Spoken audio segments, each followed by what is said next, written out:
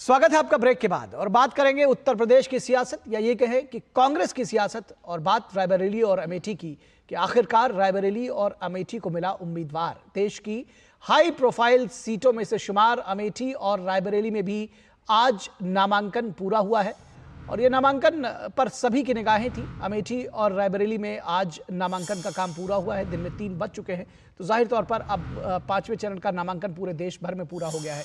रायबरेली और अमेठी को लेकर कांग्रेस पार्टी ने नामांकन के आखिरी दिन तक सस्पेंस बनाकर रखा। आधी रात को कांग्रेस पार्टी ने रायबरेली में राहुल गांधी और अमेठी से केएल शर्मा के नाम घोषित किए। अमेठी से बीजेपी सांसद स्मृति ईरानी चुनाव लड़ रही हैं, मौजूदा सांसद हैं, और रायबरेली से दिनेश प्रताप सिंह को बीजेपी ने चुनाव मैदान में उतारा है। पश्चिम बंगाल की एक चुनावी रैली में पीएम मोदी ने राहुल गांधी पर जमकर निशाना साधा है। पीएम ने कहा कि वो कहते थे कि डरो मत, वे स्वयं डरकर भाग गए। वो कहते थे कि डरो मत, लेकिन डरकर भाग गए। मैंने पहले ही कहा था कि शहजादे वायनाड हारने वाले हैं, वे दूसरी सीट खोजेंगे। डरो मत कहने वाले से मैं कहना चाहूंगा कि अरे डरो मत, भागो मत। तो पीएम ने सीधे तौर पर कटाक्ष किया राहुल गांधी पर। 5वें चरण के नामांकन के आखिरी दिन राहुल गांधी ने रायबरेली से पर्चा भरा है। सोनिया गांधी के रायबरेली छोड़ने के बाद लोगों के मन में ये एक सवाल था और उनको लगता था कि इस सीट पर प्रियंका गांधी चुनाव लड़ेंगी, लेकिन एक बार फिर प्रियंका पुरानी भूमिका में या फिर से राहुल गांधी के चुनाव प्रचार को संभालेंगी। क्या लड़की हूं, लड़ सकती हूं, पर खुद पार्टी को यकीन नहीं है, या प्रियंका गांधी के दावे पर पार्टी को यकीन नहीं है। हालांकि जयराम रमेश और पार्टी के कुछ लोगों की अलग राय है इस पर। राहुल गांधी राजनीति और शतरंज के मजे खिलाड़ी हैं, हर दांव सोच समझ कर चलते हैं, यह कहना है जयराम रमेश का। सोनिया गांधी चाहती थी कि राहुल और प्रियंका दोनों चुनाव लड़ें। यह सोनिया गांधी की चाहत थी, लेकिन जानकार मानते हैं कि प्रियंका उपचुनाव लड़ेंगी। तो यह सियासत को समझने की जरूरत है कि प्रियंका उपचुनाव लड़ेंगी। ऐसा माना जा रहा है, कहा जा रहा है कि राहुल गांधी के लिए वायनाड सीट छोड़ना मुश्किल होगा।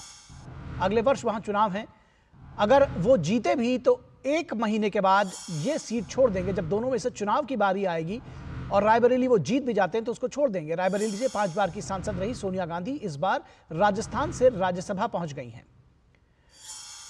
और अमेठी में 2004 से चुनाव लड़ रहे राहुल गांधी ने 2019 में हार के बाद विरासत की इस सीट को क्यों छोड़ा, यह सवाल आगे भी बना रहेगा। तो इस सीट को क्यों छोड़ा, यह सवाल जो है वो आगे भी बना रहेगा।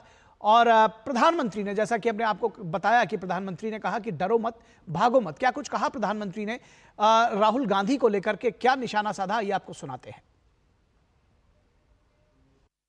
मैंने कहा था इनकी सबसे बड़ी नेता चुनाव लड़ने की हिम्मत नहीं करेगी, वो डर के मारे भाग जाएगी।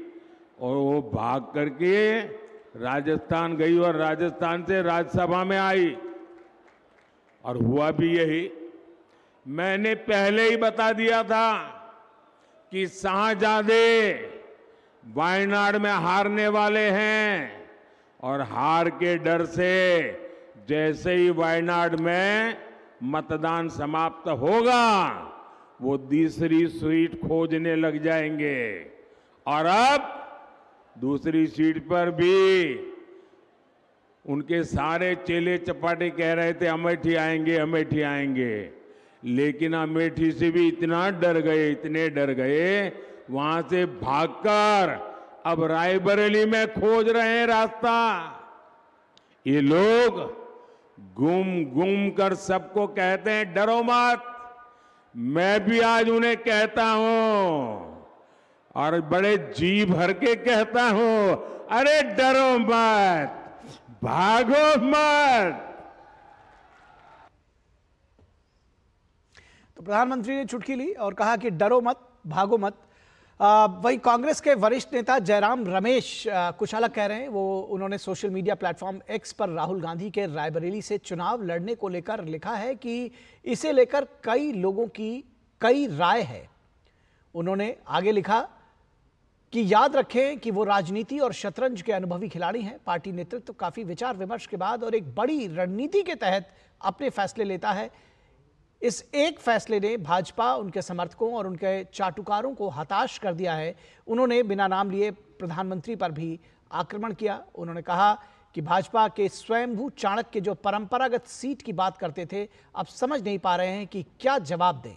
रायबरेली सिर्फ सोनिया जी की ही नहीं बल्कि ये खुद इंदिरा गांधी की भी सीट रही है।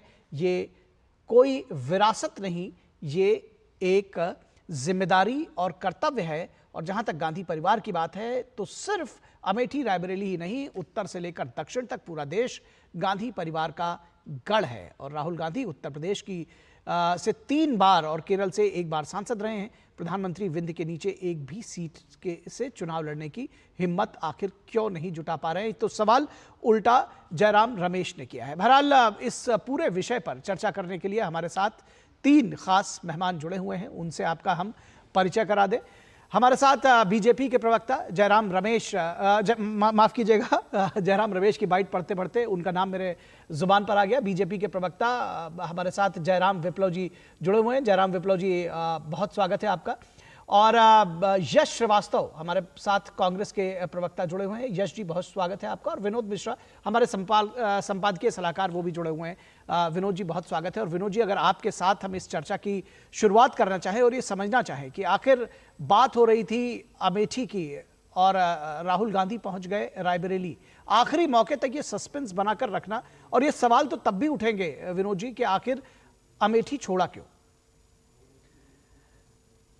निखिल, मैं आप ही के रिपोर्ट से आता हूं। जब आप जयराम रमेश जी का ये ट्वीट सुना दिखा रहे थे तो उन्होंने विरासत की बात कही है। तो ये देखिए कि बहुत इंटरेस्टिंग चीज़ है कि 70 साल की विरासत रायबरेली है गांधी परिवार की। फिरोज गांधी उस सीट से चुनाव लड़ना शुरू किए थे। पहला फिरोज गांधी ने लड़ा था, इंदिरा गांधी लड़ी थी, सोनिया गांधी, और आज इस विरासत को संभालने राहुल गांधी पहुँचे हैं। ये ऐसा भी नहीं है, खुद राहुल गांधी, ये इंदिरा गांधी भी चुनाव वहाँ 1977 में हारी थी। तो ऐसा नहीं है कि अमेठी रायबरेली जो है उस विरासत में लोगों ने उनको एक बार सचेत नहीं किया हो। अब ये राहुल गांधी को देखना है। लेकिन एक सवाल जो है कि जो 4 बार के सांसद 2004 से अमेठी में राहुल गांधी उसी विरासत के सीट पे पहुंचते हैं जहां राजीव गांधी का भी चुनाव लड़ा था, कभी संजय गांधी चुनाव लड़े थे, और उस सीट से 2019 में अगर चुनाव वो हार गए तो उसके बाद पलट के अमेठी क्यों नहीं गए? रायबरेली उनके लिए ये बात हो सकती है आज की चीज़ों में, चर्चा में। लेकिन जो आप कह रहे थे अभी कि आप ये देखिए कि पूरे देश में जो हाई प्रोफाइल सीट्स है उस सीट में कम से कम रायबरेली अमेठी को लेके ये इतने दिनों तक सस्पेंस क्यों बना रहा है, ये भी एक बड़ा सवाल है। और इस सवाल के बाद कि आज अगर ये नॉमिनेशन हुआ है तो 20 मई को वहाँ मतदान होगा, और राहुल गांधी जिस तरीके से वहाँ चुनाव लड़ने के लिए आप गए, और उसके बाद देखिए कि वहाँ का सीन क्या है कि वहाँ जो दिनेश प्रताप सिंह हैं, वो कभी पुराने कांग्रेसी हैं, वो एक लोकल कैंडिडेट को बीजेपी ने उतारा है जो बीजेपी सरकार में वहाँ उत्तर प्रदेश में मंत्री हैं। तो अब आप समझ सकते हैं कि राहुल गांधी बाहरी होंगे वहाँ या दिनेश प्रताप सिंह होंगे जो वहाँ लोकल, और वहाँ पे उन्होंने एक काम किया है। आज रायबरेली की जो सिचुएशन आप देखेंगे तो 2019 में अगर आप देखिए कि पूरे यूपी में 80 के 80 सीट में से 1 सीट वहाँ कांग्रेस ने बचा पाई थी जो सोनिया जी को रायबरेली से जिताया था। अब ये चैलेंज इस बार कांग्रेस के लिए जरूर होगा कि वो अपनी सीटें कितनी बढ़ा पाते हैं।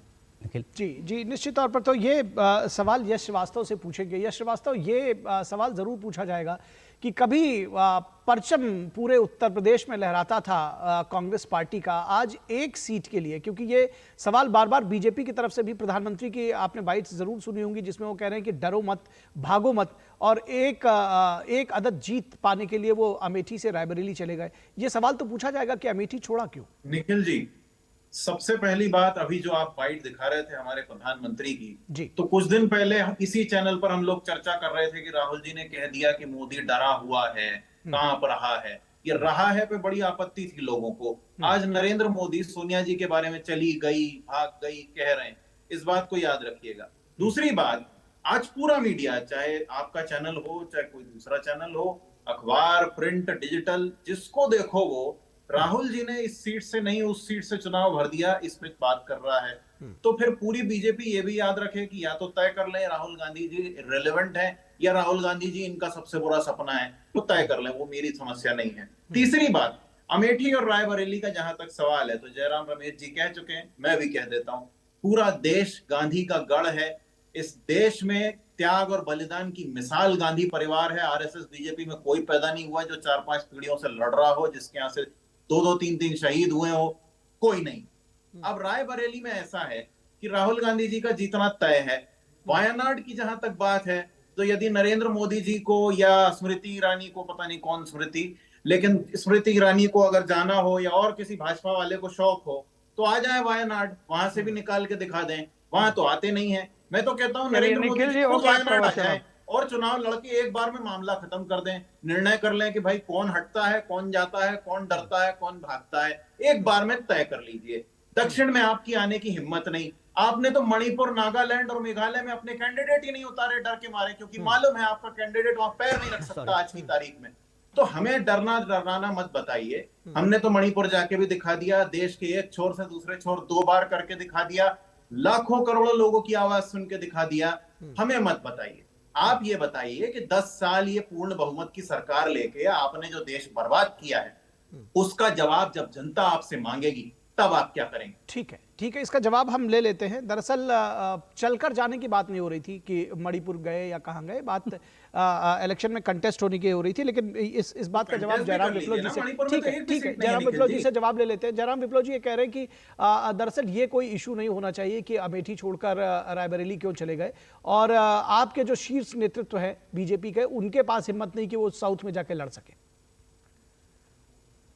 देखिए, विरासत की सियासत जो भी पार्टियां और परिवार इस देश में कर रही हैं, उसके जो नेतृत्व करने वाले लोग हैं, उनकी स्थिति ऐसी क्यों है कि वो जनता को सोचने पर मजबूर कर देते हैं।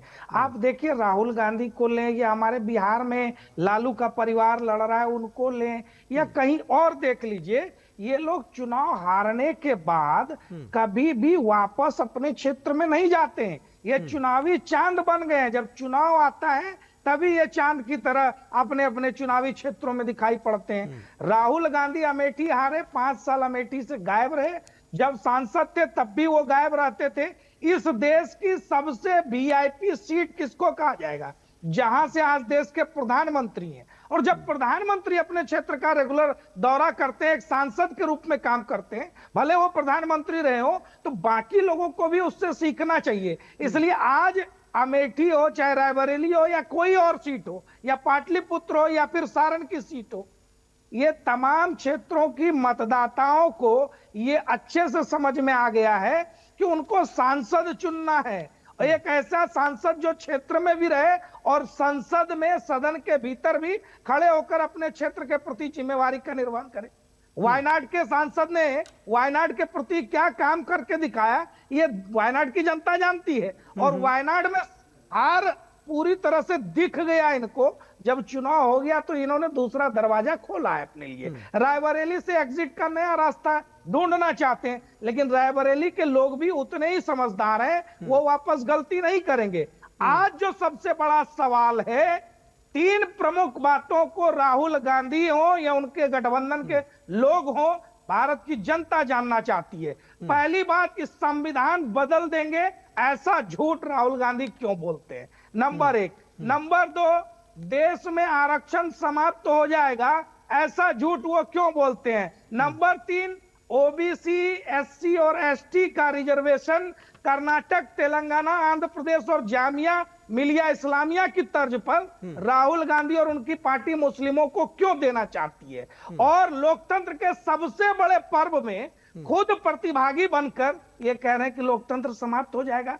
तो ये जो दुष्प्रचार और झूठ का चरित्र है, वो बताता है कि हार की हताशा में इंडी गठबंधन डूब चुका है। मोदी जी की विकास की आंधी के सामने ये फेल हो चुके हैं। ये वही मोदी जी हैं जिन्होंने अर्थव्यवस्था को 5वें नंबर पर लाया। ये वही मोदी जी हैं जिनके राज में महंगाई दर 5% से कम रही। ये वही मोदी जी हैं जिनके राज में प्रति व्यक्ति आय 68,000 से बढ़कर 2,09,000 हो गई। ये वही मोदी जी हैं जिन्होंने विकास के अनगिनत काम किए, जल कल्याण की योजनाएं घर घर पहुंचाई। और 60 करोड़ लोगों को जब आयुष्मान कार्ड देते हैं ना मोदी जी, तो वो देश के लोग मोदी जी के साथ खड़े होते हैं। ठीक है, आपका पॉइंट झूठ आ गया। बोलकर ठीक है। दशकों तक देश को लूटने वाले परिवार के साथ खड़े नहीं होते। ठीक है, लूटने की विरासत है। ठीक है, ठीक है। जयराम विप्लव जी आपके पास आएंगे, यश श्रीवास्तव जी आपके पास आएंगे इन सवालों का जवाब लेने के लिए, लेकिन उससे पहले प्रधानमंत्री ने एक न्यूज एजेंसी को 20 अप्रैल को एक साक्षात्कार में पहले ही ये दावा किया था कि वायनाड में चुनाव होती ही वो दूसरी सीट तलाशेंगे क्योंकि कांग्रेस अपनी हार मान चुकी है। ये सुनाते हैं कि प्रधानमंत्री ने क्या कुछ कहा था। वायनाड में निकल गए। इस बार उनकी हालत ये है कि वो इंतजार कर रहे हैं कि जैसे ही 26 तारीख को वायनाड का पोलिंग हो जाएगा, वे किसी और सीट की घोषणा उनके लिए होगी। वो दूसरी सीट की तलाश में है। ये पक्का लिख के रखिए मेरे शब्द। और मैंने एक बार घोषणा की थी पार्लियामेंट में कि उनके बड़े बड़े नेता अब लोकसभा लड़ने वाले नहीं है, वो राज्यसभा में जाएंगे। और मेरे कहने के 1 महीने के बाद उनके सबसे बड़े नेता को राज्यसभा से आना पड़ा, लोकसभा छोड़ देनी पड़ी। तो ये पराजय पहले से स्वीकार कर लिया है जी। तो ये थी प्रधानमंत्री की बात। 20 अप्रैल को ये इंटरव्यू दिया था, 20 अप्रैल को दरअसल एयर हुआ था। और उसके बाद ये आरोप जो लगे हैं, कांग्रेस नेता अशोक गहलोत का क्या कहना है? उनका कहना है कि सीटों के बंटवारे को लेकर आलाकमान का ये फैसला जो है वो बिल्कुल सही है। उन्होंने सीटों पर जीत का दावा किया। सोच समझ के फैसला हुआ, अच्छा फैसला हुआ है। दोनों सीटें जीतेंगे भारी बहुमत से। पूरे देश भर में माहौल गया है, मैसेज गया है एक्स्ट्राऑर्डिनरी। कार्यकर्ताओं में बहुत उत्साह है। ठीक है, तो इस चर्चा को आगे बढ़ाते हैं। हमारे साथ 3 खास मेहमान, जयराम विप्लव बीजेपी की तरफ से, यश श्रीवास्तव कांग्रेस की तरफ से और विनोद मिश्रा हमारे कंसल्टिंग एडिटर हमारे साथ बने हुए हैं। यश श्रीवास्तव जी, एग्जिट का रास्ता रायबरेली से ढूंढा जा रहा है, ये आरोप सीधे तौर पर लगाए जा रहे हैं। और अभी आपने प्रधानमंत्री को भी सुना, उन्होंने कहा कि आखिर जो वायनाड का चुनाव होते ही दूसरी सीट तलाशेंगे और 26 तारीख तक कोई अनाउंसमेंट नहीं होगा। कल आधी रात में अनाउंसमेंट किया गया, तो सवाल तो पूछे ही जाएंगे। निखिल जी, मुझे बड़ा ज्यादा हैरानी तो नहीं है, फिर भी मैं ये बात रेखांकित करूंगा कि ये सब तरह के जो रेखांकन होते हैं कि भाई आधी रात को हुआ और ऐसा हुआ वैसा हुआ, ये सब कांग्रेस के संदर्भ में क्यों होते हैं? अब ये विप्लव जी को शायद अपनी पार्टी के बारे में नहीं मालूम है, ये हमें परिवारवाद बता रहे हैं। इनको बताइए, इनकी पार्टी के कारण देश ने वर्ल्ड कप का मैच हार लिया, क्योंकि जो चीफ बैठे हुए हैं वर्ल्ड कप में बीसीसीआई के, वो किस तरह के, क्या उनकी काबिलियत है? कम से कम समझदार लोगों को बुलाइए, तुम डिबेट में बैठे। उनको ना तो बोलना आता है, उनको ना बोलना आता है। इस तरह के कमेंट्स मत करिए, कौन नहीं बोल पा रहा है। समझदार मैं दोनों लोगों को कहूंगा, अपने पॉइंट्स रखें। ठीक है, ठीक है, ठीक है। यश जी जल्दी खत्म करिए, उसके बाद फिर मैं जाऊंगा, इस बात का जवाब दूंगा जयराम विप्लव से। दीजिए, आपने विप्लव जी को समय दिया है, मुझे भी दीजिए। ठीक है। तो बीसीसीआई का जो अध्यक्ष हमारे देश का बैठा हुआ है, उसकी काबिलियत हम देख चुके हैं। उसके बाद अब ब्रजभूषण को क्योंकि टिकट नहीं दे सकते, तो ब्रजभूषण, अरे भाई राहुल गांधी की काबिलियत बोलिए, कब देखोगे? बोलेंगे तो फिर मैं भी बोलूंगा। नहीं, अरे बकवास बंद करिए, मुद्दों पर बात करिए। जयराम विप्लव जी उनको बोलने दीजिए ना, जयराम विप्लव जी उनको खत्म करने मुद्दा बीसीसीआई है क्या? नहीं, उनको खत्म करने दीजिए, उसके बाद आप जवाब दीजिएगा। ये सारी बातें आप कहिएगा। मुद्दा बीसीसीआई है, मुद्दा बीसीसीआई नहीं है, उनको खत्म तो कर लेने दीजिए। वो मुद्दे पर नहीं बोलेंगे तो ये भी पब्लिक देख रही है। जयराम जी, अगर वो मुद्दे पर नहीं बोल रहे हैं तो ये भी लोग देख रहे हैं, आप उनको बोलने दीजिए जी। चलिए, अब 10 साल से बिना मुद्दे के हमारे, अब बताइए, आप 20 तारीख के उनके इंटरव्यू का बता रहे हैं जिसमें वो गप्पे हाँक रहे हैं पत्रकार के साथ बैठ के। मैं भी कह सकता हूं कि भाई ऐसा हो जाएगा तो ऐसा हो जाएगा, आप लिख के रख लो। ये गप्पे, लेकिन उन्होंने जो कहा वो तो साबित हुआ ना। अरे निखिल जी, मुझे मेरी बात कहने दीजिए, मैं जानता हूं आपने वही दिखाया जो उन्होंने कहा है। सुनिए, ये गप्पे सुनने के लिए हम नहीं बैठे हैं। देश का नागरिक प्रधानमंत्री के इंटरव्यू से उम्मीदें रखता है कि बेरोजगारी, महंगाई जैसे क्रूशियल क्वेश्चंस, यानी कि जरूरी सवालों पर जवाब मिलेगा। चुनाव के समय हमारे प्रधानमंत्री बैठ के इंटरव्यू में वही कर रहे हैं जो वो हर भाषण में करते हैं। खैर, रायबरेली और अमेठी का ऐसा है कि मैं फिर याद दिला देता हूं, यदि प्रधानमंत्री को, स्मृति ईरानी को, या विप्लव जी को, किसी को भी शंका हो तो वायनाड से चुनाव लड़ लें, मणिपुर से चुनाव लड़ लें, दक्षिण भारत में कहीं भी जाके चुनाव लड़ लें, और नहीं तो अपने किए हुए 10 साल के ट्रैक रिकॉर्ड का जवाब देने के लिए तैयार रहें। देश की जनता अब इनकी ये फालतू की टिकटॉक बाजी से त्रस्त हो चुकी है। ठीक है, चलिए आपने जवाब दे दिया। दरअसल आप जवाब तब भी नहीं दिया आपने उस बात का कि आखिर आखिर रात जो है इस तरह का जो आधी रात में जो टिकट जारी किया गया, आप कह रहे हैं कि वो गप मार रहे हैं। दरअसल वो वही बात तो कहना चाह रहे हैं कि जो उन्होंने कहा था वही तो सच साबित हुआ। गप तो तब होता जब वो सच साबित ना होता। चलिए यश श्रीवास्तव जी अब जवाब ले लेते हैं जयराम विप्लव से। जी देखिए, मैं स्पष्ट तौर पर इतना कहना चाहता हूं कि भागे हम नहीं है, भागे राहुल गांधी हैं। 2019 में भी भागकर वायनाड गए थे, वायनाड वालों ने भगाया तो रायबरेली पहुंचे हैं, तो जवाब उनको देना है। दूसरी बात, अरे हम वो नहीं हैं, नरेंद्र मोदी जी इस देश के प्रधानमंत्री हैं, और ऐसे प्रधानमंत्री हैं जो बोलते नहीं है, 4 पीढ़ियों से नारा देते रहे गरीबी हटाएंगे, गरीबी हटाएंगे, गरीबी हटाएंगे। आप चिल्ला रहे हो भाई? नाम सुनते ही निखिल जी, आप क्यों चिल्ला रहे हैं? इस तरह से देखिए यश जी आपकी बारी आएगी। शुरू करता हूं। यश जी आपकी बारी आएगी। अब फिर से मैं शुरू इनको संक्षेप में बताता हूं। देश के प्रधानमंत्री राजीव गांधी नहीं, नरेंद्र मोदी हैं। राजीव गांधी कहते थे 85 पैसे दलालों की जेब में जाते हैं। नरेंद्र मोदी जी 36 लाख करोड़ रुपए सीधे लाभार्थी के खाते में डालते हैं। पप्पू के चेले, शांत हो जाइए आप। पप्पू जी सुनो, नहीं देखिए बीच में मत बोलिए, अदरवाइज फिर मुझे ये सिस्टम अपनाना पड़ेगा कि बाकियों की ऑडियो आउट करनी पड़ेगी। ये अच्छी बात नहीं है। चर्चा कम से कम डिरेल मत हो, इसलिए एक एक करके बात करिए, एक एक करके बात करिए। जयराम विप्लव जी जल्दी से अपनी बात समाप्त करिए। यश श्रीवास्तव जी आपके पास आऊंगा, फिर आप बोलिएगा। शांत हो जाओ। चलिए शांत हो जाइए सभी लोग। अभी जयराम विप्लव जी आप बोलिए। देखिए, बार बार ये टोकेंगे तब भी मैं वही बात कहूंगा कि राजीव गांधी के राज में 85 पैसे दलालों की जेब में जाते थे। मोदी जी के राज में 36 लाख करोड़ रुपए डीबीटी के माध्यम से लाभार्थी के खाते में जाते हैं। मोदी जी केवल गरीबी झटके में हटा दूंगा ऐसा कहते नहीं है, वो करके दिखाते हैं। 25 करोड़ को गरीबी रेखा से बाहर लाते हैं, महंगाई की दर 5% से नीचे रखते हैं, और किसानों को सम्मान निधि के माध्यम से राशि पहुंचाते हैं। रोजगार के लिए 18 लाख केंद्र सरकार की नौकरी, 16 करोड़ ईपीएफओ के एक्टिव अकाउंट बताते हैं। अन्य नौकरियां मिली, 41 करोड़ उनको मुद्रा लोन मिला, स्वनिधि और पीएम विश्वकर्मा योजना के माध्यम से स्वरोजगार की सुविधा भी मिली। पढ़ाई के लिए 7,000 से अधिक कॉलेज, 400 से अधिक यूनिवर्सिटी, 300 से अधिक मेडिकल कॉलेज और नई शिक्षा नीति बना करके दी। लेकिन पप्पू जी 4 पीढ़ियों से केवल गरीबी हटाने का नारा लगा रहे हैं। वो चाहते हैं कि आज दरअसल हमारा विषय ये नहीं है, और मैं समझता हूं कि हमारे दोनों प्रवक्ता जो हैं वो विषयांतर कर दे रहे हैं। मैं जयराम विप्लव जी और यश श्रीवास्तव जी आप दोनों लोगों को रोकूंगा। मैं विनोद मिश्रा के पास जाऊंगा। विनोद मिश्रा जी एक सवाल, मैं आप दोनों लोगों को रोकूंगा। मैं चाहता हूं कि विषयांतर ना हो। आज रायबरेली अमेठी पे डिस्कस कर रहे हैं, उसी पे डिस्कस करेंगे। आप दोनों लोगों को रोकना चाहूंगा। विनोद मिश्रा जी, मैं ये समझना चाहूंगा, ये जो सवाल उठाया जा रहा है कि उपचुनाव में प्रियंका गांधी जीतेंगी, ये इस तरह की बात कही जा रही है। प्रियंका गांधी लड़ेंगी उपचुनाव, अगर रायबरेली की सीट जीत जाते हैं राहुल गांधी तो। देखिए, इसके पीछे में यश जी हम लोगों ने आप दोनों प्रवक्ताओं को काफी देर से सुना है। आप कम से कम थोड़ा सा हम लोगों के लिए एडिटोरियल पे आप आ जाइए। ठीक है, देखिए सिंपल सी बात है कि हम लोगों ने जो रायबरेली की चर्चा के लिए आप लोगों को आमंत्रित किया था, और आप लोग सच में निखिल कह रहे थे कि आप विषयांतर मत होइए। सवाल ये है कि हम तो सवाल पूछेंगे, हम क्या पूरे देश सवाल ये पूछेगा कि राहुल गांधी रायबरेली क्यों, अमेठी क्यों नहीं। तो इसके मैं यही बात कह रहा हूँ, ये इसके पीछे का तर्क ये है कि राहुल गांधी का रायबरेली से कोई नाता नहीं रहा है। और मैं ये कैटेगोरिकली कह रहा हूँ इस बात को कि सोनिया गांधी जब से 1999 से सोनिया गांधी चुनाव लड़ रही हैं रायबरेली में, और उस चुनाव की पूरी जिम्मेदारी प्रियंका गांधी देखती रही है।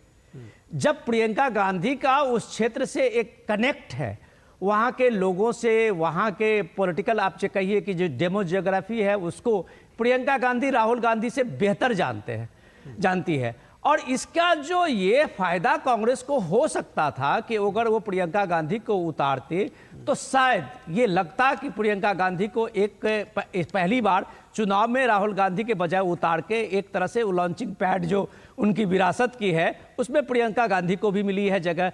लेकिन वो जब प्रियंका गांधी लखनऊ में एक कैंपेन शुरू किया था, लड़की हूँ लड़ सकती हूँ, तो ये लड़की को लड़ाने के लिए मामले में भी कांग्रेस फेल रही है। जबकि बात अब जब जयराम रमेश कहते हैं कि ये राहुल गांधी शतरंज के और राजनीति के बहुत बड़े खिलाड़ी हैं, तो लोग इस बात की शंका या इस बात को जाहिर करते हैं कि 2 सीट में राहुल गांधी तो रहेंगे नहीं। अगर वो वायनाड जीत जाते हैं तो वो और रायबरेली भी जीत जाते हैं तो 1 सीट उन्हें छोड़नी है। तो वो चॉइस जब उनके सामने होगा तो केरल के वायनाड वो नहीं छोड़ेंगे। ये बात भी मैं कहता हूं कि आप लिख लीजिए, तो वो रायबरेली ही छोड़ेंगे। और ये उपचुनाव के लिए ऐसी पॉसिबिलिटीज है कि रायबरेली से अगर बाई इलेक्शन होंगे उसके बाद 1 महीने के बाद तो प्रियंका गांधी सामने आएगी। तो वो एक तरह से आप कहिए कि उनके लिए एक रास्ता बनाया जा रहा है कि राहुल गांधी लड़ रहे हैं, वो वहाँ इलेक्शन जीत जाएंगे। अगर वो जीत जाते हैं तो प्रियंका गांधी के लिए वो रास्ता बन जाएगा, ऐसी संभावना तो है। और लोग इस बात को मान रहे हैं कि 1 महीने के लिए सांसद क्यों होगा कोई, और जनता 1 महीने के सांसद को क्यों वोट देगी। बिल्कुल ठीक बात है और इस विषय पर हम फिर आगे भी चर्चा करेंगे, लेकिन आज की चर्चा हमारी यहीं तक होगी। जयराम विप्लव जी आपका शुक्रिया, यश श्रीवास्तव जी आपका शुक्रिया और विनोद मिश्रा जी आपका भी बहुत शुक्रिया हमारे साथ जुड़ने के लिए। और यहां से आपको लिए चलेंगे केंद्रीय गृह मंत्री और बीजेपी के वरिष्ठ नेता अमित शाह एक चुनावी सभा को संबोधित कर रहे हैं, वहां आपको लिए चलते हैं।